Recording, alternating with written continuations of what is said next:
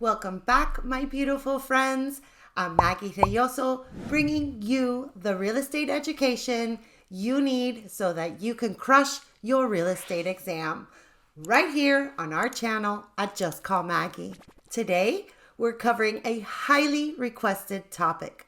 We're going to dive into the world of real estate contracts. We'll be going over the 5 essential elements that are needed to create a valid contract. So grab a pen, take notes, and let's get started. Let's begin with defining what a contract even is. A contract is an agreement between 2 or more competent parties that creates an obligation to do or not do a particular thing. A contract also does not have to be in a certain format, and it can be either written or oral. But remember, the statute of frauds requires that for the sale or transfer of real property, a contract must be in writing in order for it to be enforceable in a court of law. That just means that if you and your friend decide to make an oral agreement to purchase a home, and one of you does not follow through with it, the courts cannot determine any fault in these actions as the agreement was never in writing. So when it comes down to buying and or selling real estate, the best thing to do is get it in writing. Okay, let's get into the 5 essential elements necessary to create a valid contract so you can learn that real estate vocabulary and pass your test. First things first, a valid contract when buying or selling real estate must have 5 essential key elements. The word I want you to remember for this concept is COLIC. That stands for competent parties, offer and acceptance, lawful subject, in writing, and consideration. Think of a contract or agreement as the solid foundation on which your real estate transactions stand. Let's jump into the essentials of a real estate contract, and don't forget that handy acronym I told you about earlier that'll help you remember this concept. COLIC. So let's break it down. Competent parties. The first C stands for competent parties. For a contract to be valid, all parties involved must be legally competent. This means they must be of sound mind, legal age, and not under the influence of any factors that could impair their judgment. It's the assurance that everyone at the table is capable of making informed decisions. So you must have 2 or more people or parties to the contract that are of age and of mental capacity to enter into a contract. Usually minors and people that are mentally unfit are considered incompetent parties by the courts and lack what is called the capacity to contract.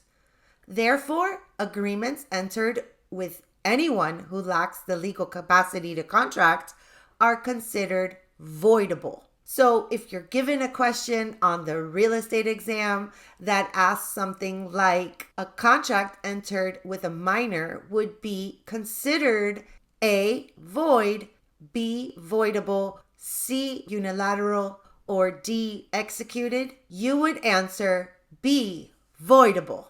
Okay, now that we've covered competent parties, let's move on to the next essential item for a contract to be valid when buying or selling real estate. Offer and acceptance. Moving on to O, offer and acceptance. A real estate contract starts with an offer, a clear proposal outlining the terms of the agreement. The other party responds with acceptance, signaling their agreement to those terms. This mutual understanding is the cornerstone of any contractual relationship. In the real estate world, the buyer usually makes an offer to purchase a property, and the seller can then either accept, decline, or counter the offer. If the seller accepts the offer, this then turns into an agreement between the buyer and the seller, or what is called a meeting of the minds. This basically means that there is a mutual understanding of the terms of the contract. Together, offer and acceptance form the foundation of a valid contract. It's important to note that for a contract to be legally binding, the acceptance must precisely mirror the terms of the offer, creating a meeting of the minds between the parties involved. In any offer, there is an offeror and an offeree. In a real estate deal, usually the buyer submits an offer and is therefore the offeror, while the seller receives an offer and is therefore considered the offeree. But should the seller counter the offer, now the seller becomes the offeror. A good way to remember who is who in these terms is that the offeree, or the one that ends in EE, is the one who receives the offer. So if you get a question on your real estate exam like seller Bob and buyer Kate were discussing the sale of Bob's home, Bob made Kate an offer she couldn't refuse. In this circumstance, Kate is now the A, offeree, B, offerer, C, trustor, or D, mortgagee. And you'll answer with A, the offeree. Let's move on to our next essential item, lawful subject.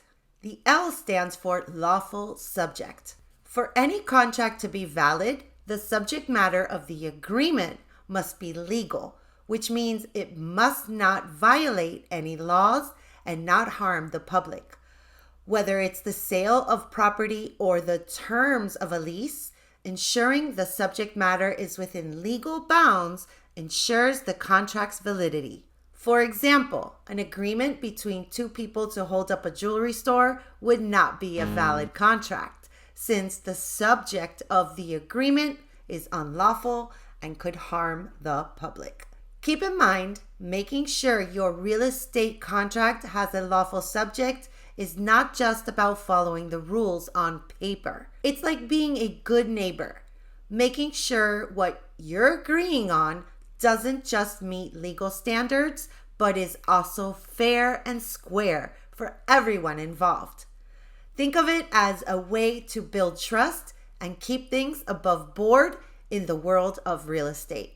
So when you're getting those contracts signed, not only are you staying on the right side of the law, but you're also contributing to a community of honest and ethical real estate dealings. Let's consider a real estate example that illustrates the concept of a lawful subject.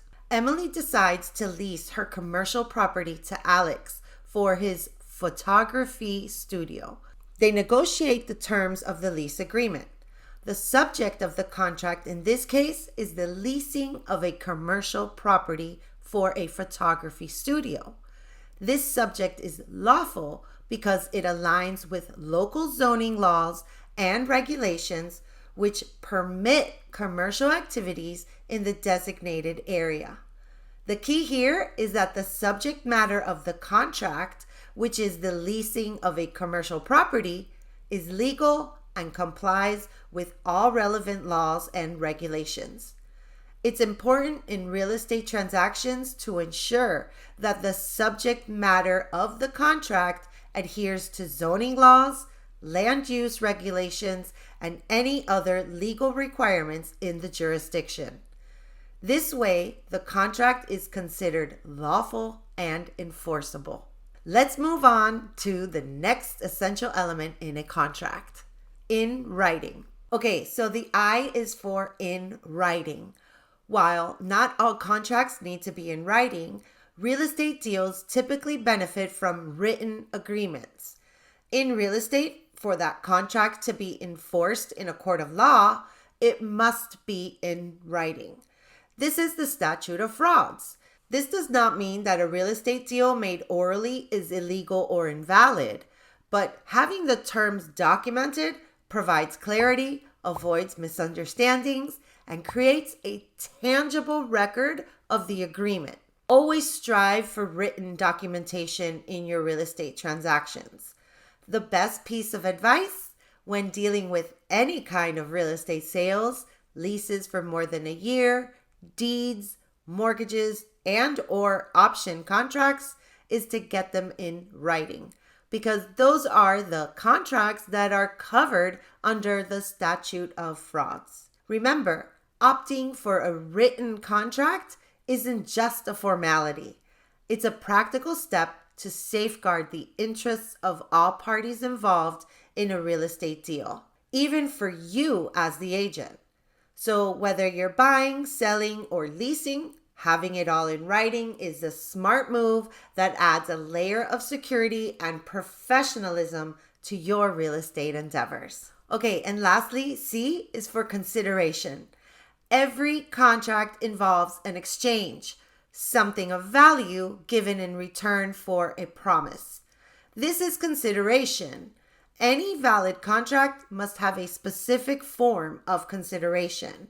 It could be money, services, or anything else agreed upon by the parties.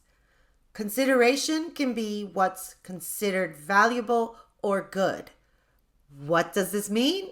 Well, valuable consideration is money or anything of value that can be converted into money, like cash, jewelry, real or personal property, or what's called enforceable promises. As far as good consideration, well, there's love and affection, which is incapable of being expressed in terms of money. Consideration ensures that each party gains something from the agreement, making the contract legally binding. Anyway, any signed contract for real estate must include sufficient consideration. So think of consideration as the secret sauce that makes a real estate contract more than just words on paper. It's like the heartbeat pumping life into the promises you and the other party are making. This isn't just about fairness. It's about making sure both sides are in the game, genuinely committed, and getting something out of the deal. It's the glue that keeps the agreement strong and meaningful throughout the entire journey of the real estate transaction. Let's say you're helping someone buy a house. The seller agrees to sell their property for $250,000. In this scenario, the consideration of the buyer is their promise to pay $250,000. It's their commitment to provide something of value in exchange for the property. And the consideration of the seller is their promise to transfer ownership of the property to the buyer once they've paid the agreed upon $250,000. They're providing the buyer with something of value in return for their payment. So in a real estate transaction, the consideration is the mutual exchange of promises. The buyer's promise to pay a specific amount and the seller's promise to transfer ownership of the property. This reciprocal commitment forms the basis of a legally binding and enforceable contract. So let's revisit the essential components of a valid real estate contract using the acronym COLIC. Competent parties. Ensure all parties involved are legally competent, of sound mind, and meet the age requirements. Offer and acceptance. The agreement should involve a clear proposal or offer and a willing agreement to those terms, which is acceptance. Lawful subject. The subject matter of the contract must comply with legal and ethical standards, aligning with zoning laws, land use regulations, and societal norms. In writing. While not always mandatory, having the contract in writing enhances clarity, provides a tangible record, and contributes to enforceability, as stated in the statute of frauds. Consideration. This is the valuable exchange between parties, ensuring a mutual commitment and preventing the contract from being a one-sided affair. Remember, mastering these 5 elements equips you with the foundational knowledge to navigate the intricate landscape of real estate contracts. These pillars collectively contribute to the integrity, fairness, and legal soundness of your agreements. So, as you embark on your real estate journey, keep COLIC in mind, and may your contracts be as solid as the foundation on which they stand. I trust you've gained valuable insights that will empower you in your real estate endeavors with this video. Now, remember, success in this dynamic field begins with a solid understanding of the basics. If you found this video helpful, don't forget to subscribe, hit that like button, and share your thoughts in the comments below. We love hearing from our community, but here's the exciting part. This is just the beginning. We've got a treasure trove of real estate knowledge coming your way. Stay tuned for more engaging content and be sure to keep an eye out for our upcoming videos on various aspects of real estate contracts. Whether you're a seasoned pro or just starting, there's always more to learn. So subscribe, like, comment, and get ready for an enriching journey through the world of real estate. This is Maggie Relloso with Just Call Maggie signing off, wishing you success on your real estate endeavors. Stay informed, stay sharp, and I'll catch you in the next lesson. Take care. If you're looking to elevate your math understanding and boost your chances of acing the real estate exam, I want to share something special with you. Introducing Math Skills for Real Estate Success, your ultimate companion to mastering real estate math, packed with comprehensive exercises, step-by-step explanations, and invaluable tips. This workbook is designed to help you conquer any math challenge that comes your way. Head over to justcallmaggie.com/shop and grab your copy today. Trust me, this workbook will be your secret weapon in becoming a math whiz in the world of real estate.